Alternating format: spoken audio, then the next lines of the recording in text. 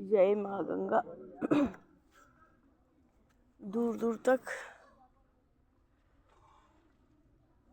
सवेरे का 6:30 हो गया है, लेकिन कोई भी आदमी गंगा घाट पर ठंड के चलते अभी नहीं आए हैं। जय माँ गंगा, हर हर गंगा।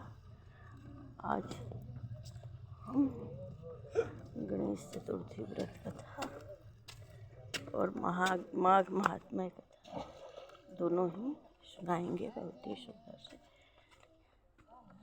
श्री कृष्ण गोविंद हरि मुरारी, नाथ नारायण वासुदेवा। श्री कृष्ण गोविंद हरि मुरारी, नाथ नारायण वासुदेवा। हे नाथ नारायण वासुदेवा, हे नाथ नारायण वासुदेवा।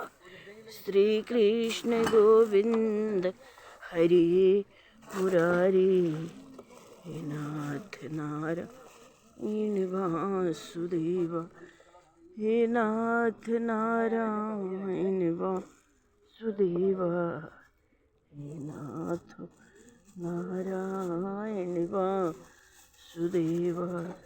श्री कृष्ण गोविंद हरि मुरारी, नाथ नारायण वासुदेवा। श्री कृष्ण गोविंद हरि मुरारी, नाथ नारायण वासुदेवा।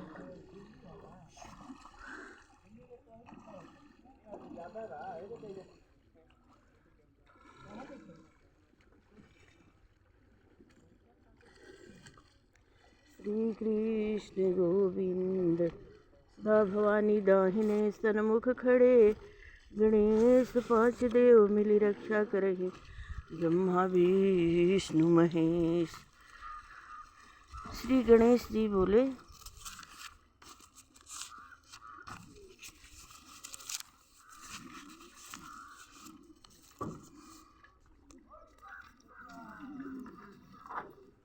श्री गणेशाय नमः। पार्वती जी बोली, माघ के महीने में किस नाम से और किस प्रकार से गणेश की पूजा करनी चाहिए और कौन सा नैवेद्य चढ़ाना चाहिए। गणेश जी बोले, माघ महीने में भालचंद्र नाम से गणाध्यक्ष की पूजा करनी चाहिए। तिल के 10 मोदक बनाकर 5 गणाध्यक्ष के 5 ब्राह्मण के लिए अर्पण करें। ब्राह्मण की देव सदृश से पूजा करें, यथाशक्ति दक्षिणा दे और 5 मोदक दे देवें। स्वयं भक्ति युक्त होकर 10 मोदक खावें। इस संबंध में राजा हरिश्चंद्र का इतिहास कहता हूँ, सुनो। पहले समय में सत्यवादी ब्राह्मण भक्त हरिश्चंद्र प्रतापी राजा हुए। उनके शासन काल में न कहीं अधर्म सुनाई देता था, न कोई दुखी रहता था, न दरिद्र रहता था, न कोई रोगी, न कोई अल्प आयु रहा। उनके राज्य में ऋषि शर्मा नाम का एक तपस्वी ब्राह्मण रहता था। थोड़े ही समय में उसको एक पुत्र हुआ। देवयोग से ऋषि शर्मा मर गया और पत्नी पुत्र की रक्षा करने लगी। भीख मांगकर लाती और किसी तरह पुत्र का लालन पालन करती। वह संकटा चतुर्थी का व्रत करने लगी। भीख मांगकर तिल के 10 लड्डू बनाकर गोबर के गणेश की कहे हुए प्रकार से 10 से सदा पूजा करती थी। एक समय उसका 5 वर्ष का पुत्र गणेश की मूर्ति को खिलौना समझकर गले में बांधकर खेलने के लिए बाहर निकल गया। उसी समय एक मूर्ख कुम्हार बर्तन बनाने वाला उस 5 वर्ष के बालक को अपने आंवा में डाल दिया। इधर उसकी माता पुत्र को न पाकर पागल हो गई और गणाध्यक्ष की पूजा कर विलाप करने लगी।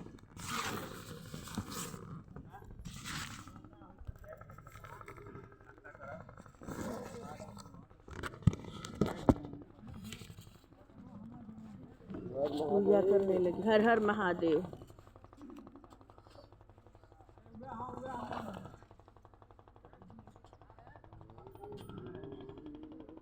इधर उसकी माता पुत्र को न पाकर पागल हो गई और गणाध्यक्ष की पूजा कर विलाप करने लगी। हे गणेश, हे महाकाय, हे जटा समूह शोभायमान, पुत्र दुख से पीड़ित मेरी रक्षा करे। हे अनाथों के नाथ, भक्तों के अभीष्ट वर देने वाले, पुत्र दुख से पीड़ित मेरी रक्षा करे।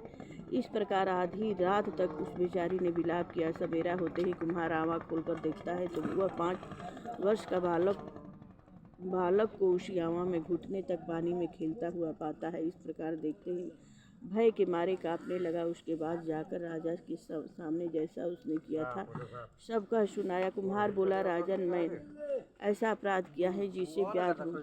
हे राजन, राजकन्या के विवाह के लिए मुझे कुछ मिट्टी के बर्तन शीघ्र पकाकर देने थे, पर कई बार आवा में आग लगाने पर भी वे पके नहीं। तब मैंने जादू टोना जानने वाले किसी एक गुणी से जाकर पूछा तो उसने चोरी चोरी बालक की बलि देने के लिए कहा। तब बड़ी चिंता उत्पन्न हुई कि किसके बालक को अग्नि में डाला जाए। जिसके बालक को अग्नि में डालूंगा वह तो तुरंत ही मुझको काट डालेगा। इस भय से किसी विधवा के लड़के की बलि देना निश्चय किया और अपनी भार्या को यह समझाकर कहा कि ऋषि शर्मा का नाम का ब्राह्मण मर गया है। उसका लड़का 5 वर्ष का है। उसकी विधवा माता भीख मांगकर अपना और उस पुत्र का पालन करती है। यदि उसके पुत्र का बलि किया जाए तो वह गरीब दुखिया कुछ न कर सकेगी और मेरे सब बर्तन पक जाएंगे। फिर मैंने उस बालक को खेलते हुए पकड़कर आवा में डाल दिया और सुखपूर्वक रात को सोया। सवेरा होते ही आवा के बर्तन पके या नहीं यह सोचकर आवा खोलकर देखता हूँ।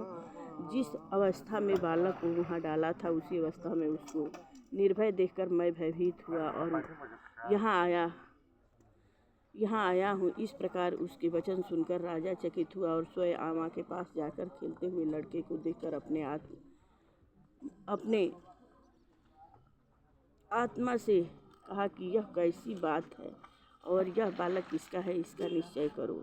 इस आमा के भीतर घुटने तक कमल से सुशोभित जल और वेद मणि के समान दुबिया कैसे प्राप्त हुई। इस दरिद्र बालक को न दाह है, न क्षुधा है, न पिपास है। घर की तरह निर्भय होकर यहाँ खिल रहा है। राजा के इतना कहने पर रोती कलपती वह ब्राह्मणी भी वहाँ आ पहुँची और बालक को देखकर उसे उठाकर छाती से लगाया, चुंबन किया और रोती कलपती हुई राजा के आगे बैठ गई। राजा हरिश्चंद्र बोले, हे ब्राह्मणी, अग्नि ने इस बालक को क्यों नहीं जलाया? क्या तू कोई टोटका जानती है अथवा कोई उग्र तप किया है?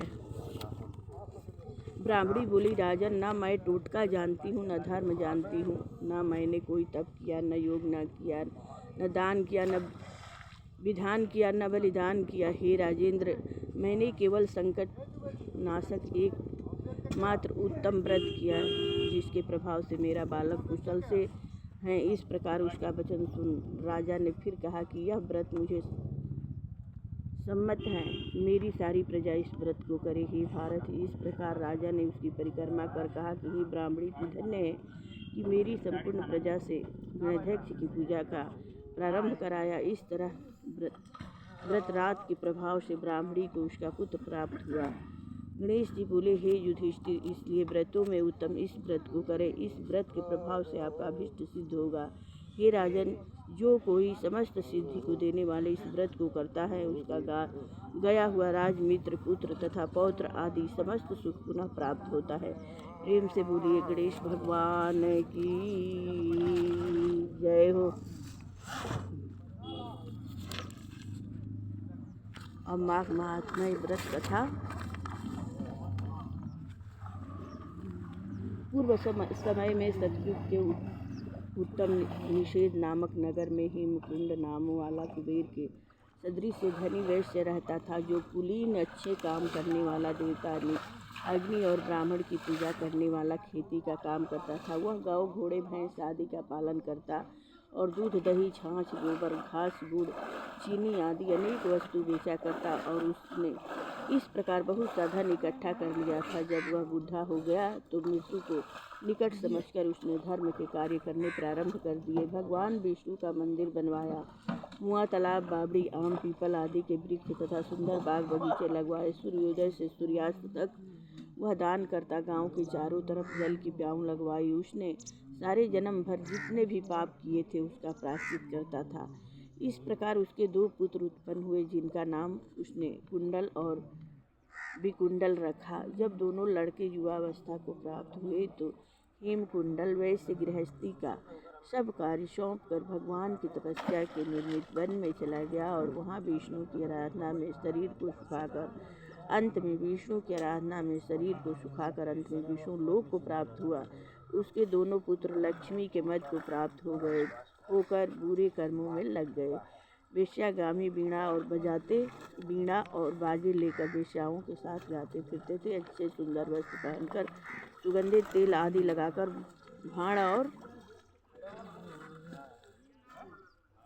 उषा मदिरों से घिरे हुए हाथी की सवारी करते थे और सुंदर घरों में रहते थे। इस प्रकार ऊपर बोए बीज के सदृश वह अपने धन को बुरे कर्मों में नष्ट करते थे। कभी किसी सत्पात्र को दान आदि नहीं करते थे, नहीं कभी हवन देवता या ब्रह्मा जी की सेवा तथा भगवान विष्णु का पूजन करते थे। इस प्रकार थोड़े ही दिनों में उनका सब द्रव्य नष्ट हो गया और वह दरिद्रता को प्राप्त होकर अत्यंत दुखी हो गए। भाई जन सेवक उपजीवी सब उनको छोड़कर चले गए। तब इन्होंने चोरी आदि करना आरंभ किया और राजा के भय से नगर को छोड़कर चोर तथा डाकुओं के साथ वन में रहने लगे और वहां अपने तीक्ष्ण बाणों से वन के पक्षी, हिरण आदि पशु तथा हिंसक जीवों को मारकर खाने लगे। एक समय इनमें से एक पर्वत पर गया जिसको सिंह मारकर खा गया और दूसरा वन को गया जो काले सर्प के डसने से मर गया। तब यमराज के दूत उन दोनों को बांधकर यम के पास लाए और कहने लगे कि महाराज, इन दोनों पापियों के लिए क्या आज्ञा है। चित्रगुप्त ने उन दोनों के कर्मों की आलोचना करके दूतों से कहा कि बड़े भाई कुंडल को घोर नरक में डालो और दूसरे छोटे भाई को विकुंडल को स्वर्ग में ले जाओ जहाँ उत्तम भोग है। तब एक दूत तो कुंडल को नरक में फेंकने के लिए ले गया और दूसरा दूत बड़ी नम्रता से कहने लगा कि हे विकुंडल, चलो तुम अपने अच्छे कर्मों से स्वर्ग को प्राप्त होकर अनेक प्रकार के भोगों को भोगो। तब विकुंडल बड़े विस्मय के साथ मन में संशय धार कर दूत से कहने लगा कि हे यमदूत, मेरे मन में बड़ी भारी शंका उत्पन्न हो गई है, अतएव मैं तुमसे कुछ पूछता हूँ। कृपया करके मेरे प्रश्नों का उत्तर दो। हम दोनों भाई एक ही कुल में उत्पन्न हुए, एक जैसे ही कर्म करते हैं। दोनों भाइयों ने कभी कोई शुभ कार्य नहीं किया, फिर एक को नरक क्यों और दूसरे को स्वर्ग किस कारण प्राप्त हुआ? मैं अपने स्वर्ग में आने का कोई कारण नहीं देखता। तब यमदूत कहने लगा कि हे विकुंडल, माता पिता पुत्र पत्नी भाई बहन से सब संबंध जन्म के कारण होते हैं और जन्म कर्म के भोगने के लिए ही प्राप्त होता है। जिस प्रकार एक वृक्ष पर अनेक पक्षियों का आगमन होता है, उसी तरह इस संसार में पुत्र भाई माता पिता का भी संगम होता है। इसमें जो जैसे कर्म करता है वैसे ही फल भोगता है। तुम्हारा भाई अपने पाप कर्मों से नरक में गया, तुम अपने पुण्य कर्म के कारण स्वर्ग में जा रहे हो। तब विकुंडल ने आश्चर्य से पूछा कि मैंने तो आजन्म कोई धर्म कार्य नहीं किया, सदैव पाप में ही लगा रहा। मैं अपने पुण्य के कर्म को नहीं जानता। यदि तुम मेरे पुण्य के कर्म को जानते हो तो कृपा करके बतलाएं। देवदूत कहने लगा कि मैं सब प्राणियों को भली भांति जानता हूँ, तुम नहीं जानते। सुनो, हरिमित्र का पुत्र सुमित्र नाम का ब्राह्मण था, जिसका आश्रम यमुना नदी के दक्षिणोत्तर दिशा में था। उसके साथ जंगल में ही तुम्हारी मित्रता हो गई। उसके साथ तुमने 2 बार माघ मास में श्री यमुना जी में स्नान किया। 2 बार माघ महीने में यमुना जी में स्नान किया। पहली बार स्नान करने से तुम्हारे सब पाप नाश हो गए और दूसरी बार स्नान करने से तुमको स्वर्ग प्राप्त हुआ। सो हे वेश्यवर, तुमने 2 बार माघ मास में स्नान किया।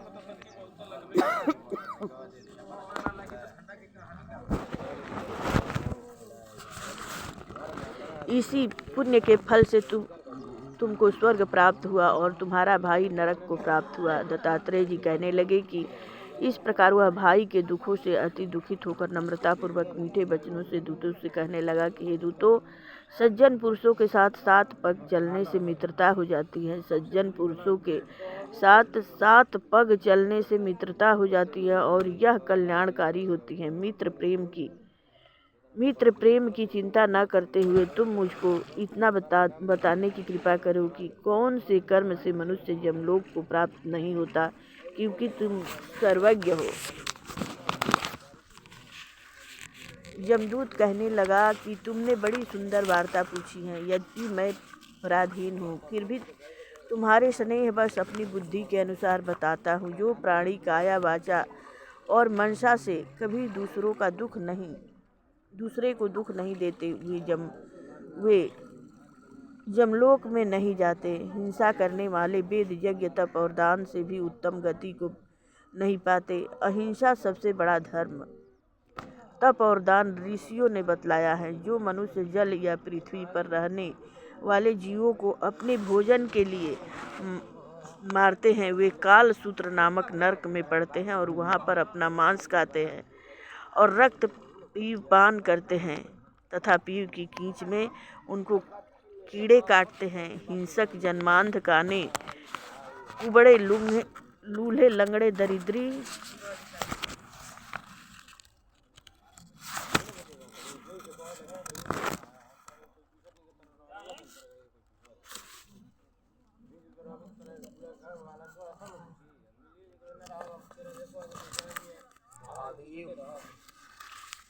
और अंगहीन होते हैं। इस कारण इस लोक तथा परलोक में सुख की इच्छा करने वाले को काया, वाचा तथा मन में दूसरे का द्रोह न करना चाहिए। जो हिंसा नहीं करते उनको किसी प्रकार का भय नहीं होता। जिस तरह सीधी और टेढ़ी दोनों प्रकार की बहने वाली नदियाँ समुद्र में मिल जाती हैं, वैसे ही सब धर्म हिंसा में प्रवेश कर जाते हैं। ब्रह्मचारी, गृहस्थ, वानप्रस्थी तथा यति सभी अपने अपने धर्म का पालन करने और जितेंद्रिय रहने से ब्रह्मलोक को प्राप्त करते हैं। जो जलाशय आदि बनाते हैं और सदैव 5 यज्ञ करते हैं, वे जमपुरी में नहीं जाते। जो इंद्रियों के वशीभूत नहीं है, वेदवादी और नित्य ही अग्नि, हवन, यज्ञ का पूजन करते हैं, वे स्वर्ग को जाते हैं। युद्ध भूमि में जो सूरवीर मर जाता है, वह सूर्यलोक को प्राप्त होता है। जो अनाथ स्त्री शरण में आए हुए तथा ब्राह्मण की रक्षा के लिए प्राण देते हैं, वे कभी स्वर्ग से नहीं लौटते। जो मनुष्य लूल्हे, लंगड़े वाले, वृद्ध, अनाथ तथा गरीबों का पालन करते हैं, वह भी स्वर्ग में जाते हैं। जो मनुष्य गौओं के लिए पानी का आश्रय करते हैं, कुआं, तालाब और बावड़ी बनवाते हैं, वे सदैव स्वर्ग में निवास करते हैं। जैसे जैसे जीव इनमें पानी पीते हैं, वैसे वैसे उनका धर्म बढ़ता है। जल से ही मनुष्य के प्राण हैं, इसलिए जो प्याऊ आदि लगाते हैं, वह अक्षय स्वर्ग को प्राप्त होते हैं। बड़े बड़े यज्ञ भी वह फल नहीं देते जो अधिक छाया वाले वृक्ष मार्ग में लगाने से देते हैं। जो मनुष्य वृक्ष रोपण करता है, वह सदैव दानी और यज्ञ करने वाला होता है। जो अच्छे फल और अच्छी छाया वाले मार्ग के वृक्ष को काटता है, वह नरकगामी होता है। तुलसी का वृक्ष लगाने वाला सब पापों से छूट जाता है। जिस घर में तुलसी वन है, वह घर तीर्थ समान है और उस घर में कभी यमदूत नहीं जाते। तुलसी की सुगंध से पितरों का चित्त आनंदित हो जाता है और वे विमान में बैठकर विष्णु लोक को जाते हैं। नर्मदा नदी का दर्शन, गंगा का स्नान, नर्मदा नदी का दर्शन, गंगा का स्नान और तुलसी दल का स्पर्श, यह सब बराबर बराबर फल देने वाले हैं। हर एक द्वादशी को ब्रह्मा भी तुलसी का पूजन करते हैं। हर एक द्वादशी को ब्रह्मा भी तुलसी का पूजन करते हैं। रत्न, सोना, फूल तथा मोती की माला के दान का इतना पुण्य नहीं जितना तुलसी की माला के दान का। जो फल आम के 1000 और पीपल के 100 वृक्ष के लगाने से होता है, वह तुलसी के 1 वृक्ष के लगाने से होता है। पुष्कर आदि तीर्थ, गंगा आदि नदी, वासुदेव आदि देवता सभी तुलसी में वास करते हैं। जो मनुष्य 1 बार, 2 या 3 बार रेवा नदी से उत्पन्न शिव मूर्ति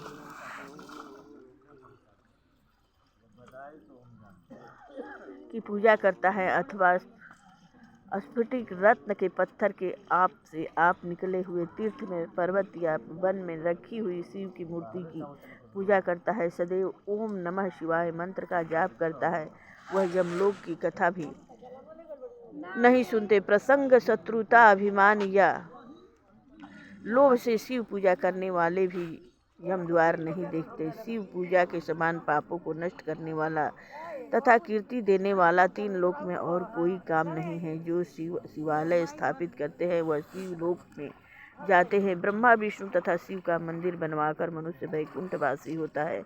जो भगवान की पूजा के लिए फूलों का बाग लगाते हैं वे धन्य हैं। जो माता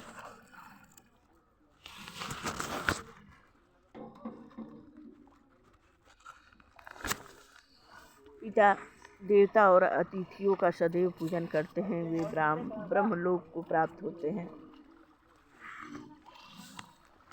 यमदूत कहने लगे कि मध्याह्न के समय आया अतिथि मूर्ख, पंडित, वेद पाठी या पापी कोई भी हो, ब्रह्म के समान है। जो रात्रि के थके हुए भूखे ब्राह्मण को अन्न जल देता है, मध्याह्न के समय जिसके घर आता हुआ अतिथि निराश नहीं जाता, वह स्वर्ग का वासी होता है। अतिथि बराबर कोई धन संपत्ति तथा हित नहीं है। बहुत से राजा और मुनि अतिथि सत्कार से ब्रह्मलोक को प्राप्त हुए हैं। जो एक समय आलस से भी अतिथि को भोजन करा दे वह जम द्वार नहीं देखता। केसरी ध्वज से वैश्वत देव ने कहा था कि जो कोई इस कर्म भूमि मृत्युलोक से स्वर्ग लोक जाने की इच्छा रखता है वह अन्न का दान करे। दूत कहता है कि यमराज कहते हैं अन्न के बराबर दूसरा कोई दान नहीं है। जो गर्मियों में जल, सर्दी में ईंधन और सदैव अन्न का दान करते हैं वह कभी यम के दूत नहीं उठाते। जो अपने किए हुए पापों का प्रायश्चित करता है वह नरक को नहीं देखता और प्रायश्चित न करने वाला मनुष्य नरक में जाता है। जो काया, वाचा और मन से किए हुए पापों का प्रायश्चित करता है वह देव और गंधर्वों से शोभित स्वर्गलोक को प्राप्त होता है। जो नित्य ही व्रत तप तीर्थ करते हैं और जितेंद्रिय हैं वह भयंकर यम को नहीं देखते हैं। नित्य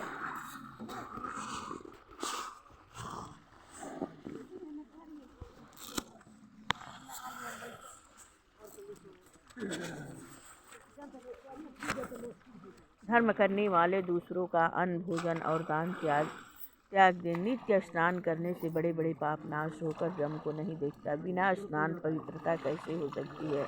जो मनुष्य पर्व के समय चलते जल में स्नान करते हैं वह बुरी योनि नहीं पाते, नहीं नरक में जाते हैं। माघ मास में प्रातः स्नान करने वाले मनुष्यों को नियम पूर्वक तिल पात्र और तिल कमल का दान करना चाहिए। यमदूत कहते हैं कि हे विकुंडल, पृथ्वी, सोना, गौ आदि परम दान करने वाला स्वर्ग से नहीं लौटता। बुद्धिमान पुण्य तिथियों, व्यक्तिपात, संक्रांति आदि को थोड़ा सा दान करके भी बुरी गति को नहीं प्राप्त होता। सत्यवादी, मौन रहने वालों, मीठा बोलने वाला, क्षमाशील, नीतिवान, किसी की निंदा न करने वाला, सब प्राणियों पर दया करने वाला, पराये गुणों का वर्णन करने वाला, पराये धन को तृण के समान समझने वाला, ऐसे लोग नरक को कभी नहीं भोगते हैं। यमदूत कहने लगे कि हे वैश्य, एक बार भी गंगा जी में स्नान करने से मनुष्य सब पापों से छूटकर अत्यंत शुद्ध हो जाता है। जो गंगा जी को दूसरे तीर्थ के समान समझता है वह अवश्य नरक में जाता है। भगवान के चरणों से उत्पन्न हुई गंगा जी के पवित्र जल को श्री शिव जी अपने मस्तक में धारण करते हैं। वह ब्रह्म जो संदेह रहित प्रकृति से अलग और निर्गुण है, ब्रह्मांड में उसकी समानता किसी से नहीं हो सकती है। गंगा जी का नाम हजारों योजन दूर से ही लेने वाला नरक में नहीं जाता। इसलिए मनुष्य को अवश्य में गंगा जी में स्नान करना चाहिए। हे वैश्य, जो ब्राह्मण दान देने का अधिकारी होकर भी दान नहीं लेता वह आकाश के नक्षत्रों में चंद्रमा के समान है। जो कीचड़ से गौ को निकालता है, जो रोगी की रक्षा करता है या जो गौशाला में मरते हैं वह आकाश में तारागण होते हैं। प्राणायाम करने वाले मनुष्य सदैव उत्तम गति को प्राप्त होते हैं। प्रातः समय स्नान के पश्चात जो 16 प्राणायाम करते हैं वह घोर पापों से बच जाते हैं। जो पराई स्त्री को माता समान मानते हैं वह यम की यातना को नहीं भोगते। जो मन से भी कभी पर स्त्री का चिंतन नहीं करता वह दोनों लोगों को अपने अधीन करता है। जो पराये धन को मिट्टी के समान समझता है वह स्वर्ग में जाता है। जिसने क्रोध को जीत लिया मानो उसने स्वर्ग को ही जीत लिया। जो माता पिता की सेवा सदैव देवता तुल्य करता है वह यम द्वार नहीं देखता। जो गुरु की सेवा करते हैं वह ब्रह्मलोक को प्राप्त होते हैं। शील की रक्षा करने वाली स्त्री धन्य है। शील